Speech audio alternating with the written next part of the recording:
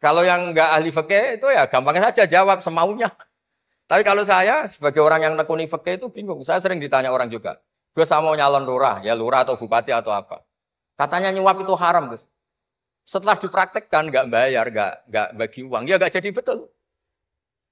Yang menang yang bayar. Terus akhirnya fikihnya tak rubah. Nyuapku yo haram, medit yo haram kata saya. Assalamualaikum warahmatullahi wabarakatuh. Saya sudah mengangkat tangan 3 kali tadi Bapak Mujid. Perkenalkan, saya Faiz, gitu. Gus Baha, saya dari Pamutan Rembang. Ibu saya keponakannya Mbah Yusuf, Mbah Muhaidah. Ya, Gus Baha, alhamdulillah bisa bertemu Gus Baha di sini. Senang bertemu Prof. Gerai Shihab. Pertanyaan saya, apabila ada pemimpin Muslim yang mohon maaf secara kinerja dia kurang baik, kemudian pemimpin non-Muslim secara kinerja sangat baik. Ini sebagai kami orang Islam memilih yang Muslim atau yang non-Muslim untuk menjadi kepala daerah misalnya. Atau bagaimana jika pemimpinnya perempuan? Meskipun saat ini sudah ada Prof. Ova di sini, juga Bu Mega, begitu. Kemudian termasuk ketika kami di UGM ada rekrutmen dosen baru, kira-kira mana yang bisa kami pilih apabila nilainya berdekatan begitu. Itu pertanyaan dari saya. Saya baru perkenalannya di belakang Bapak Mujid, saya dari Forum Silaturahmi Nahdlatul Ulama, saya juga pengajar di pengelolaan arsip rekaman informasi di BSMB Sekolah Vokasi sama dengan Gus Prapto. Mohon maaf. Assalamualaikum warahmatullahi wabarakatuh. Waalaikumsalam warahmatullahi wabarakatuh. Terima kasih banyak untuk pertanyaan-pertanyaannya. Ya, silahkan Gus Bah untuk menanggapi. Terus yang terakhir tadi yang pertanyaan pemimpin Muslim dan non-Muslim. Memang ini wilayah sensitif, tapi sebetulnya bisa dianalisis secara fikih. Ya saya ulang lagi, bisa dianalisis secara fikih, fikih Nusantara, fikih kebangsaan. Jangan dianalisis pakai fikih yang internal dalam Islam. Saya ulang lagi, jangan dianalisis menurut fikih yang di internal Islam. Kita beri contoh umum saja ya. Kita beri contoh umum saja. Dulu Pak Gores pernah mencontohkan kalau non-Muslim bisa jadi pilot beneran. Padahal dia non, sama Pak Munjid yang kiai di UGM, nggak bisa jadi pilot, kira-kira milih mana? Tapi itu kan wilayah yang sensitif, karena ini di Indonesia itu konteksnya bukan urusan pilot, urusan mewakili kebanyakan Indonesia itu Muslim. Dan demokrasi itu mencerminkan suara mayoritas. Tapi tidak mungkin juga membiarkan Muslim yang killer, yang pembunuh, yang dulu punya reputasi, yang misalnya macam-macam. Jadi hal-hal seperti itu, kata Quran itu jangan berdiskusi sesuatu yang kalau menjadi jelas malah masalah, karena itu kan seperti pertanyaan gini, Gus saya punya kerabat di Jogja, tapi pelit, sama orang lain dermawan, bagus mana? Kita kan nggak mungkin menganjurkan mutus hubungan keluarga, tapi tidak mungkin juga suruh ikut orang pelit. Anda membingungkan orang fikih, karena kalau yang nggak ahli fikih itu ya gampang saja jawab semaunya. Tapi kalau saya sebagai orang yang nekuni fikih itu bingung. Saya sering ditanya orang juga. Gus saya mau nyalon lurah, ya lurah atau bupati atau apa. Katanya nyuap itu haram, Gus. Setelah dipraktekkan nggak bayar, nggak bagi uang, ya nggak jadi betul. Yang menang yang bayar. Terus akhirnya fikihnya tak rubah. Nyuapku yo haram, medit yo haram kata saya. Dimodifikasi sedikit, akhirnya alhamdulillah Gus bar sedekah. Ya menang akhirnya berkahnya sedekah. Karena kita sebagai pemimpin atas nama tidak nyuap ya jangan juga jadi orang kikir dong, atas nama tidak nyuap terus jadi orang kikir.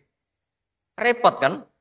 Tapi jangan juga bayar yang sampai merubah hukum dari orang yang nggak layak mimpin karena bayar menjadi pemimpin. Ya jangan juga sampai gitu. Ya akhirnya saya bilang nyuap itu haram, medit juga haram. Alhamdulillah barokahnya kombinasi fikih ini. Ya nyuapnya tetap haram, tapi rakyat tetap dapat uang gitu. Tapi nanti ketika Anda tidak layak jadi pemimpin itu juga haram karena menjabat sesuatu yang enggak wilayah Anda.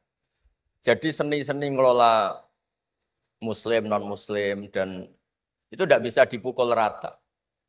Karena itu wilayah-wilayah yang sensitif, yang butuh detail, yang butuh satu peristiwa spesifik. Saya pernah ditanya, Gus, saya ini hidup di Amerika, kalau milih presiden kan sama-sama non-muslim, milih yang siapa? Ya jawab yang akhafu dororon, misalnya ada presiden Amerika yang sangat demokratis misalnya. Dia membiarkan Islam berkembang. Sama jenis non-muslim yang Islamfobia, tentu milih yang demokratis.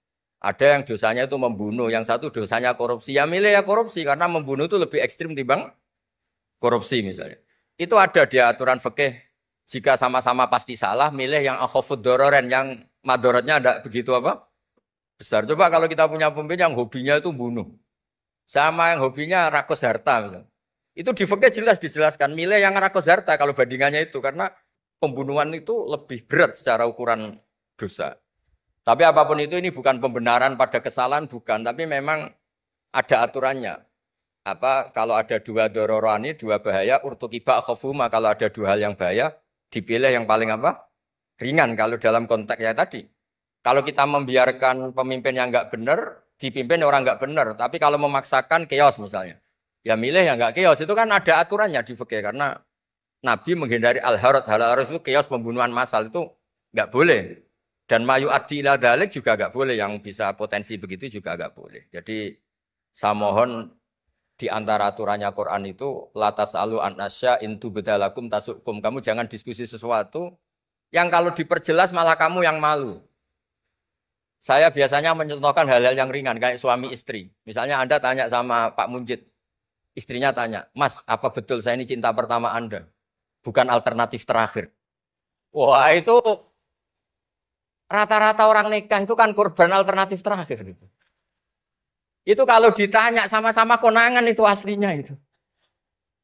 Ceweknya juga sama. Apa betul Pak Minjit itu cinta pertama atau pilihan terakhir? Oh saya sering mau nikah ini orang yang saya cintai, tapi takdirnya ini. Gitu. Itu kan orang dibilang takdir itu kan ya tersinggung. Jadi banyak hal yang kalau didiskusikan tuh masalah-masalah. Latas alu an asya intu bedalakum tasukum. Kamu jangan tanya atau diskusi sesuatu yang kalau diperjelas itu malah masalah. Jadi itu etika, ya. Etika dalam diskusi juga jangan memicu lagi. Saya kira demikian nanti ditambahi oleh Abi Profesor Kures. Monggo.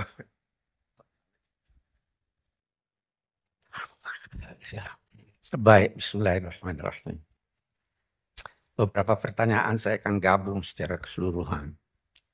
Yang pertama, yang ngerasain saya terima kasih. Betul. Yang menunjukkan kesalahan saya akan sambut dengan baik. Jangan duga tulisan-tulisan saya, ceramah-ceramah saya tidak ada salahnya. Semua manusia bisa salah, bisa khilaf. Sehingga kita harus berterima kasih kalau ada orang yang mau menunjukkan kesalahan itu. Itu prinsip hidup saya. Ditegur cucu saya seringkali ditegur cucu. Oh itu enggak begitu lagi. Gitu. Kenapa? Oh ini ada perkembangan baru ilmu. Ya kan? Jadi saya tidak keberatan, silahkan. Mari kita diskusi, mari kita ini. Yang kedua, jangan pernah beranggapan bahwa dua hal yang secara redaksional berbeda itu pasti bertentangan.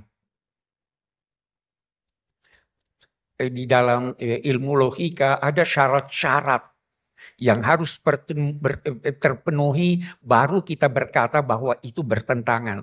Kalau saya berkata si A datang, Anda berkata si A tidak datang, belum tentu bertentangan. Karena yang saya maksud dengan A beda dengan yang Anda maksud dengan A. Yang saya maksud dengan datang dengan pesawat, yang Anda maksud datang dengan mobil.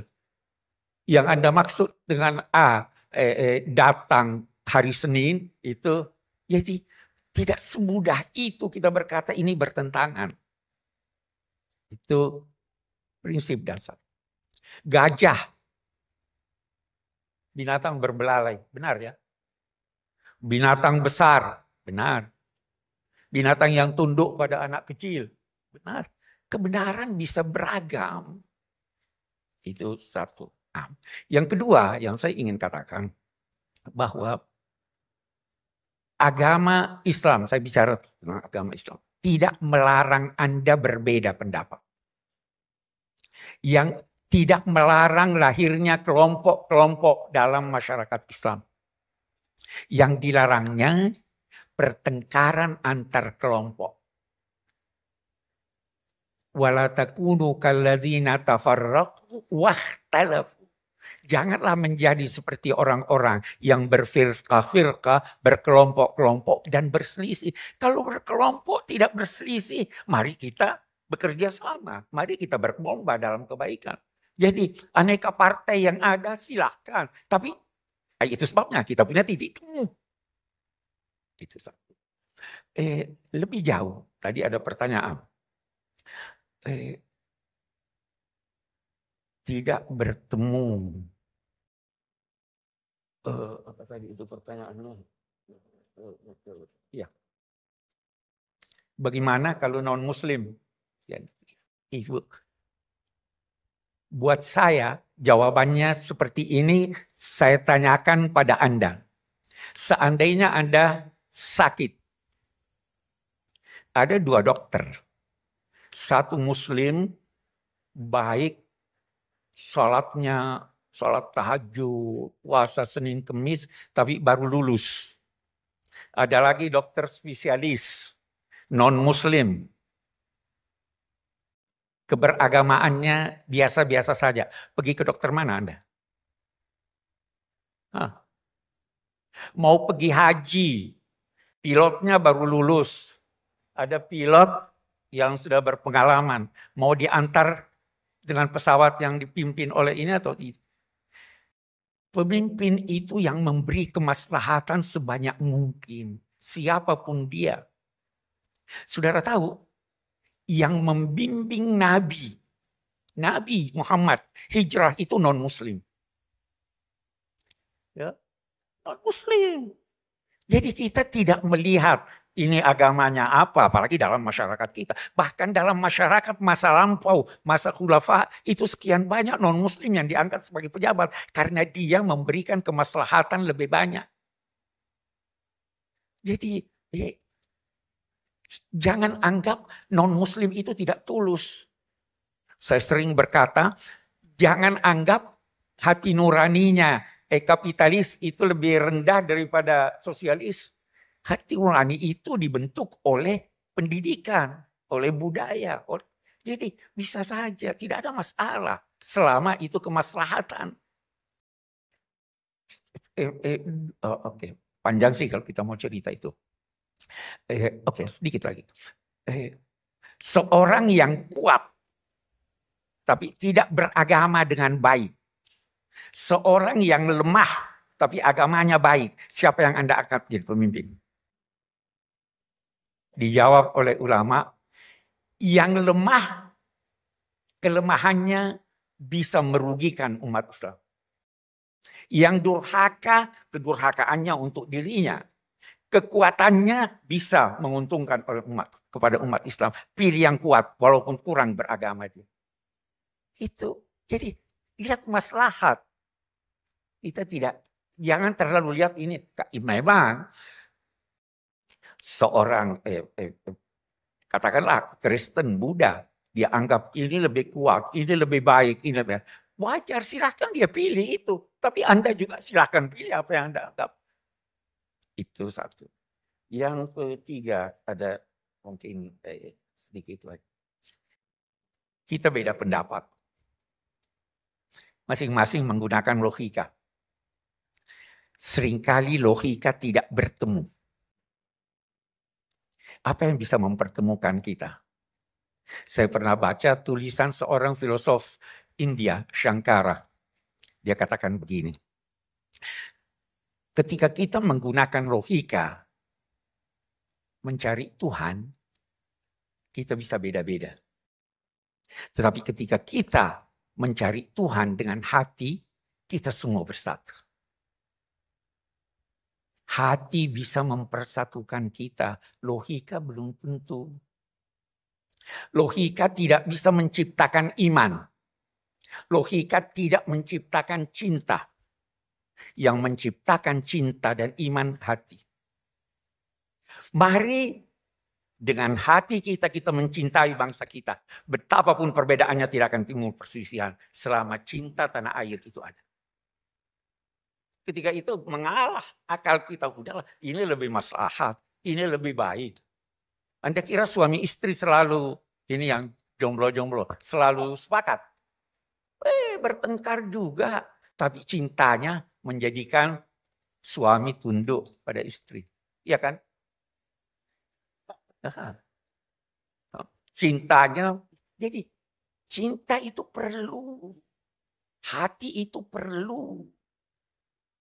Bahkan terkadang kebenaran itu ditemukan oleh hati, bukan oleh akal. Jadi kembali lagi kita mari mencintai tanah air, mari mencintai Indonesia. Dengan cinta semua problem akan terselesaikan. Saya kira itu dari saya.